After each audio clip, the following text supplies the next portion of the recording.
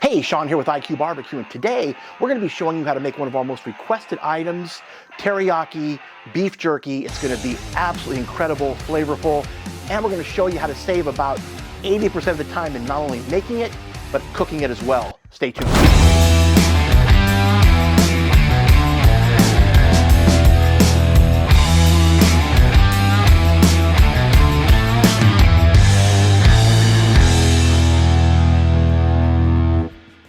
Okay, so let's start with our beef. And we've got basically two roasts here. These are eye of round. I use this a lot for beef jerky. Each one's about 3 pounds, so we're gonna end up making about 6 pounds of jerky. And we're gonna run this through a machine to slice it, but before we do that, we're gonna have to make these roasts thinner because they won't fit the way they are. Now, you could, admittingly, just cut these by hand. You're not making that much jerky. You're making 4, 5, 6 pounds. You can cut them by hand into equal strips, but I find this way is great with the machine we're going to use. We'll show you how we do this because it can make 50 pounds of beef jerky in no time. The other alternative, obviously, is your butcher, right, or your supermarket. Buy the eye of round, ask them to slice it for you. They're generally more than happy to do so. But I like using a machine or having the butcher do it only because it's uniform pieces, and that will ensure that all the jerky comes out the same when it's being dehydrated. So let's start with one of these roasts, and you can see they're pretty thick here. We want these to be no more than about 1.5 inches thick. So we're gonna just cut this in half, and that will be more than sufficient to run through our machine. The other thing when you do these is make sure that you take these out of the refrigerator right when you're about to use them and not beforehand. I know a lot of our steaks warm up in temperature. With jerky, I don't want to do that because I don't want the meat to be difficult to run through the machine. Okay, so we've got our 2 slices here, and we'll do the same with this.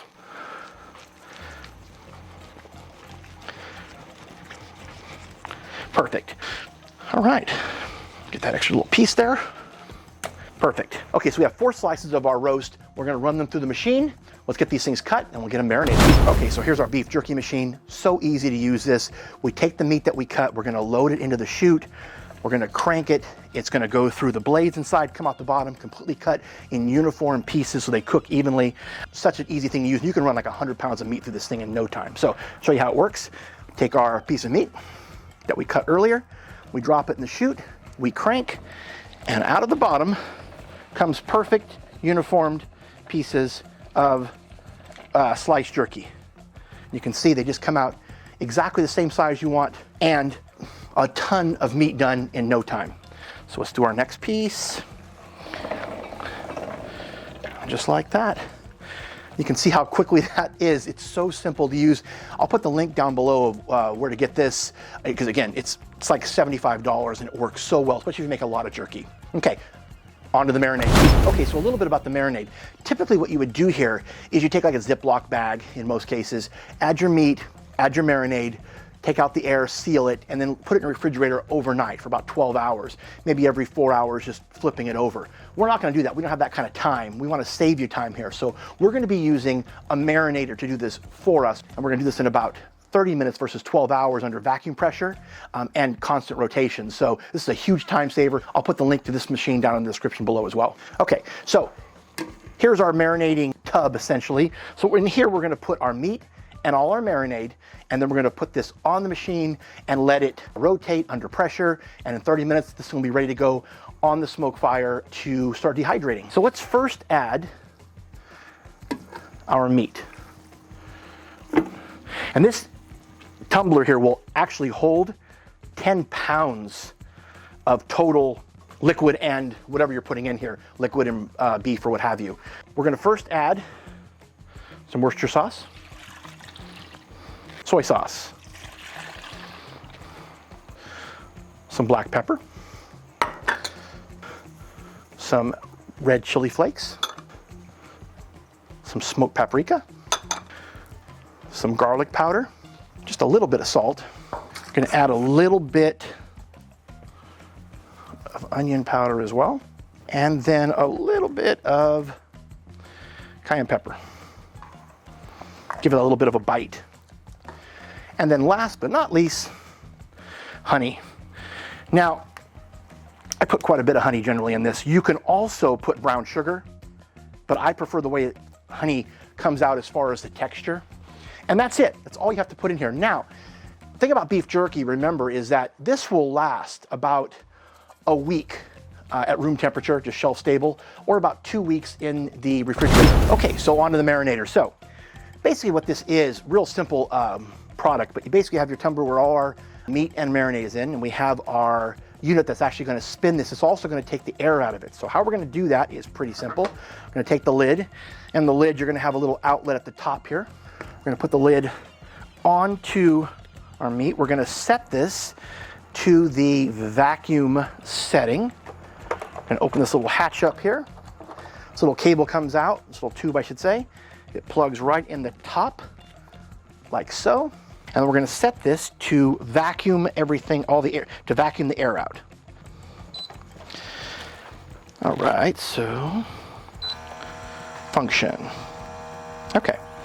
So now what this is doing is vacuuming all the air out of this unit, and that is going to make sure that this marinade is just pushed in to our beef. It's going to make that marinade permeate the meat so much faster than it would leaving it in your refrigerator for 12 hours. This is going to do this in about 30 minutes, so it's a huge time saver. So it's going to take about a minute or so to get this done, and we'll get it on the machine and get it rotating. Okay, it's done. We move the thing to lock, remove the tube, put this back down, and it's nice. Everything is in this machine. It's completely self-contained. I like that about it. Now, we have our tumbler here, all ready to go. We're going to set this right on the wheels, just like that. And we're going to set it to beef. We'll set the time here to 30 minutes. And we're done. Now, we'll let this go ahead and continue to marinate for the full 40 minutes. Once it's done, we'll set some racks out. We'll lay the beef jerky down on the racks, get them on the smoke fire. Remember, we're not going to dehydrate these today. We're going to actually put these on the smoke fire at a very low temperature, and that will effectively dehydrate them. The other thing to remember is we're going to be putting them on the smoke fire, so I didn't add any smoke flavor to this. We're going to get that from the smoker. But if you wanted to, or you're going to put this like in the oven or put it in a dehydrator, you would probably add some liquid smoke to the marinade. Okay, so the marinator has been running for about 30 minutes. That's all you need to let it go. And I know it doesn't seem like it's enough. You know, you're gonna let something sit in the refrigerator for 12 hours versus using the marinator for like 30 minutes. But again, under pressure with that vacuum, it just day and night difference between trying to do it another way. This is a huge time saver. Not that the vacuum bag method is wrong. It works perfectly, but this is a great time saver and you're gonna get very similar results. So let's see what this looks like. So we'll unlock it. You can hear the seal's been broken. We'll open it up here. And you can see what this meat looks like.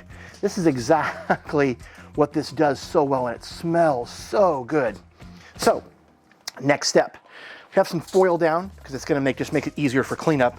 We have some wire racks here. And we're gonna basically lay these pieces of jerky down on the wire racks, just like this. Making sure that each one has a little bit of space. There's no overlap because you don't want them overlapping, otherwise you won't get the jerky to dry out.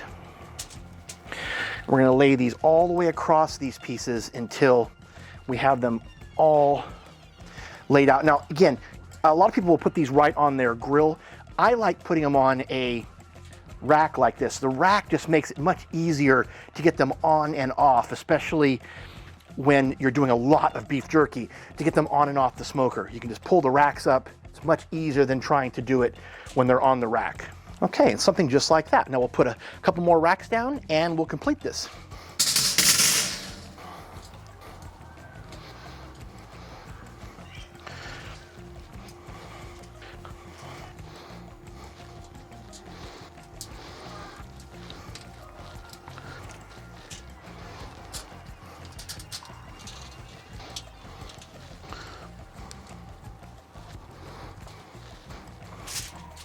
Okay, so now that we have all our racks filled, I'm gonna let these sit for about 15 minutes just in the air, basically to let any of that excess marinade drip down onto the foil, and that's why we use the foil, because again, it's just much easier to clean up. And also just let them dry out a little bit, because that's what we're looking to do. Because remember, we're not dehydrating these. We're actually going to put them in the Weber smoke fire, and that at a very low temperature, and that's going to, again, act like a dehydrator, but we want to remove as much moisture as possible. Some people I've seen actually will take like a paper towel at this stage and pat them dry just to get some of the excess moisture off the top. I don't like doing that because I have pepper and red pepper flakes and seasoning on there, and that's going to remove some of the seasoning as well. I'd rather just leave it the way it is, let them dry out naturally for a few minutes, then we'll put them on the smoke fire, take that next step, and we're almost done. Okay, so we're all ready to get this on the smoke fire. Jerky has been sitting for about 15 minutes. You can see some of that wetness has gone away. We had more jerky than I actually have racks to put on the smoke fire. So what we've actually done here is I've taken the top rack of the smoke fire that actually would kind of a warming rack, and I've just draped the jerky, the excess jerky, over the grates and just let it hang, and it works perfectly to give yourself some more space. So we'll leave that in there. We have the smoke fire preheating to 190 degrees, and once that's done, we'll get these racks on and let these go for probably about 3.5 to 4 hours until they've dried out enough to where they get that perfect texture. Again, we want them to be dried out, but we don't want them to be overly dry, okay? We want them to still be moist. That's kind of how I like my jerky, kind of that leathery texture on the inside, but still kind of that soft chewiness on the inside. So, next step. Okay, so let's get these on the smoke fire. In about 3 to 4 hours, we're gonna be ready to try these. Okay, so it's been about 2 hours. Let's take a look at our jerky and see what it looks like. Wow, look how good that looks. Got a lot of smoke. So I have the smoke fire actually set on the super smoke setting. So we're at about 185 degrees, getting a really good color on all the jerky. I will go in at this point and flip all these pieces over just to get both sides, a nice color on them, and get some little grill marks on each piece. But these actually look really, really good already. So let's let these keep going. They probably have another hour to go. And then we'll take them off and let's taste them. Okay, so while our jerky is finishing, I just want to go over a quick question we get all the time is, why make your own jerky at home? Why just buy at the store? It's readily available, tons of different flavors. Well, there are two major reasons why. First is, we used everything today was fresh, no preservatives in anything we use today, right? I bought this bag of jerky the other day. This jerky doesn't expire for 1.5 years, and God knows how long it's been on the shelf. So there's your first problem, is that the amount of preservatives to put in the jerky to make it shelf stable for up to 2 years. So that's first. The second part, which is more important, is just the math. This bag of jerky is 3 ounces. It was $6. That's $25 a pound. Our jerky today, we used 2 roasts. Each one was about 3 pounds. So we have about 6 pounds of roast. We pay $4 a pound. So $24 in meat. We have about another $8 in marinade. So we're in this about $32, but we're gonna yield 6 pounds. So we're at $6 a pound, literally 1/4 the cost of buying the store-bought brands, right? So just something to think about. You can easily do this and you're gonna save a ton of money. You're gonna get a better product. Okay, we're all done. Time to taste it, and it looks incredible. Look at the color in this, just that deep mahogany color. You can see on many pieces still, large pieces of pepper flakes are still on there, and part of our marinade. It's just incredible, and it smells so good. But none of that will matter if it doesn't taste good, so let's give it a taste. Oh, kind of a crunchy end. It's perfect. A lot of flavor. Really taste that soy sauce, that chili flake, the garlic, and the onion. Great flavor. They work so well together. Guys, this is so easy to make, and it's so good. Now I'll put this in some Ziploc bags or vacuum seal bag. Again, 2 weeks in the refrigerator, 1 week shelf stable, which is more than enough time because all this is going to be gone in a very short amount of time. It's just so good. So I hope you enjoyed this video. I enjoyed making it for you. Make sure you like and subscribe to our channel. Hit that post notification bell so you get notified whenever we put out a new video, which is every Thursday. And make sure you follow us on our other social media sites like Facebook, Instagram, TikTok, and even our website, makeamericagrill.com. And remember, with IQ Barbecue, everyone can be a genius in the kitchen, even if that kitchen is an outdoor kitchen. Have a great day.